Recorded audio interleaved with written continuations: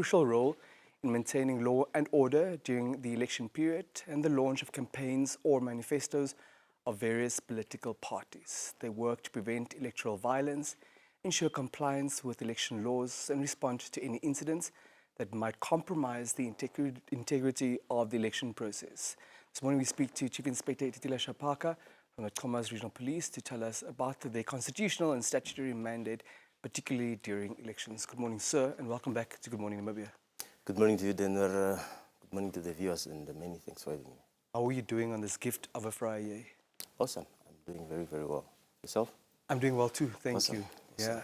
So before we get into the particulars of the role that law enforcement plays during an election period, perhaps you want to remind us about your constitutional and statutory mandate as the Namibian Police Force. Thank you. Thank you so much.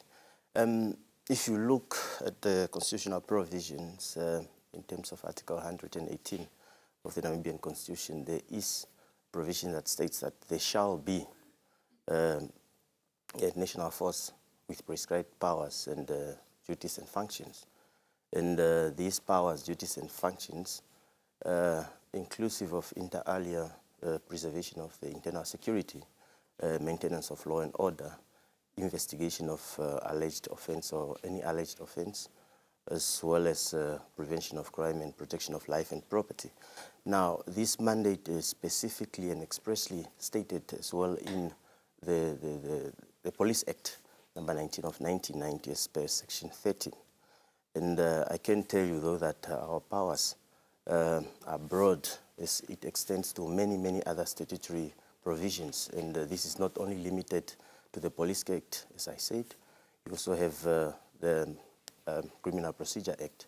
You have the Electoral Act, number 5 of 2014, as well as many other laws relating to what we have to discuss today, obviously. Thank you for that overview. Now, in as far as it concerns elections, what role is it that law enforcement play? It might seem that the 27th of November 2024 is in the distant future. However, it's drawing closer. In the meantime, we have seen various political parties launch campaigns, manifestos. What role is it that law enforcement plays under those circumstances?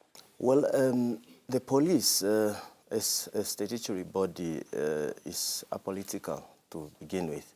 So that means we do not have any political affiliations or inclinations. We serve the government of the day.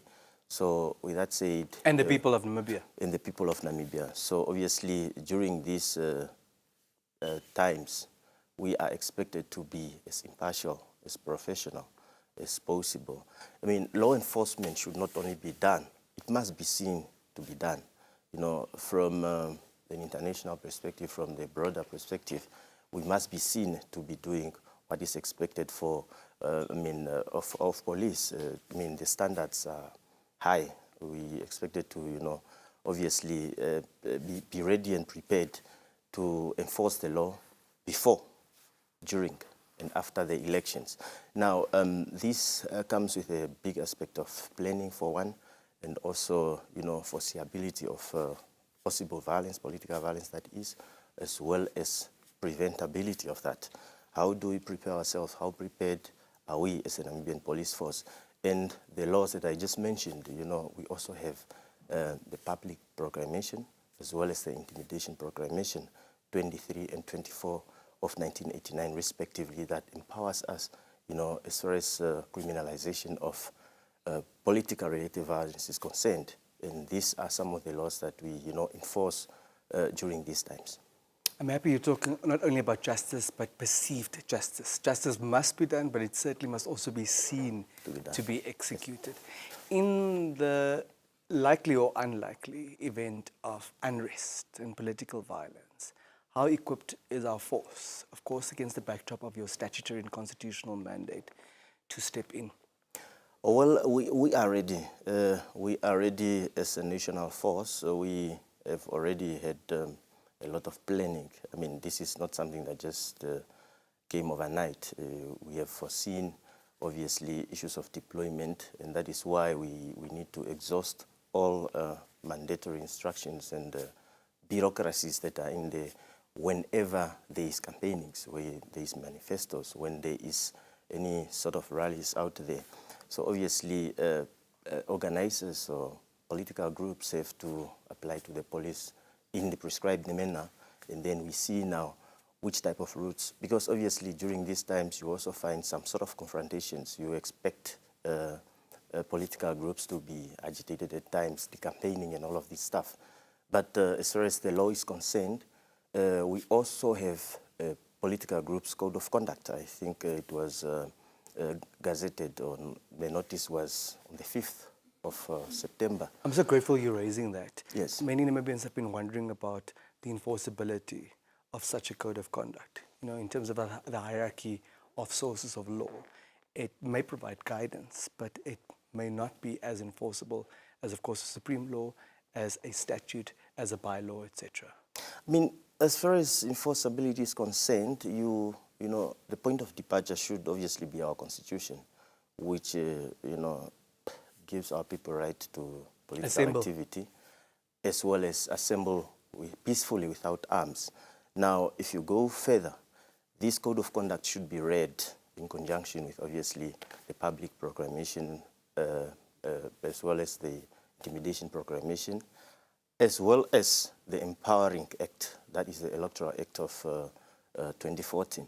Now, anything that has to be, you know, as far as implementation is concerned of the code of conduct, then it needs to be read. In terms of criminalization, issues of, obviously, confrontations, decampaigning, any issues of, you know, all of that stuff is expressly stated, and we as the police will then have to cascade down to such laws to ensure that they are enforced. Expressly stated and provided for. Exactly. I want to understand what readiness means in practical terms. You did share with us that in the event that a political entity wants to host an event, whatever the purpose is, of course it must be a lawful purpose, that they would need to, in a prescribed manner, lodge an application with the Namibian Police for such an event to be hosted.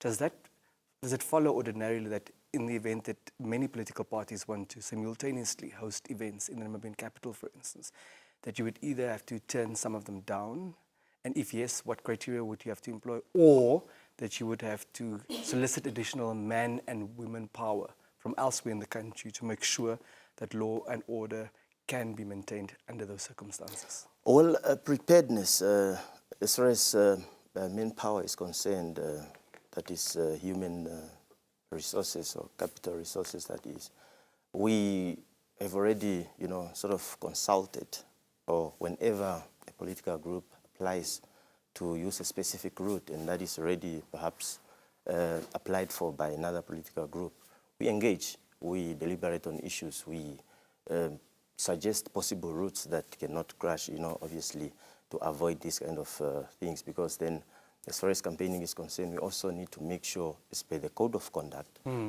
they are far away from each other, so as to avoid possible confrontations. Now, the planning processes, that is the reason why the Act or the proclamation provides for a 3-day notice. That is to ensure that there is no crashes as far as their routes are concerned, points or that they've identified, or even the routes when they are supposed to march through or to have their processions, per se. So all of these are provided for in terms of that 3 days. So if need to be, the organizer is then called upon to, you know, identify other possible. And it happened the past week. Yeah. The past week we have seen that it almost had the same route, and then we advised nothing, you know, because we foresaw that happening, and obviously having called in the organizers. The instigators are ultimately held accountable. Obviously, yeah. Yes. In conclusion, any final thoughts this morning, please, Chief? Well, many thanks indeed. We have seen very serious political maturity across the board. We haven't seen any serious cases, and I want us to maintain that status quo going forward, because obviously we also do not pride ourselves in locking people up, and some of these things, obviously, when we take people through, is to make them understand, for it to cascade down the rest of the people that do not have a chance to come and see law enforcement. And what we have seen so far is a great deal of cooperation from the political groups, a great deal of people willing to work together to avoid any possible confrontations, any possible clashes with law enforcement, and that the political groups should be really commended for, because it has only done us good. It's a pleasure talking to you, Dendro. There you have it, one of our usual suspects, Chief Inspector Itetila Shapaka from the Khomas Regional Police.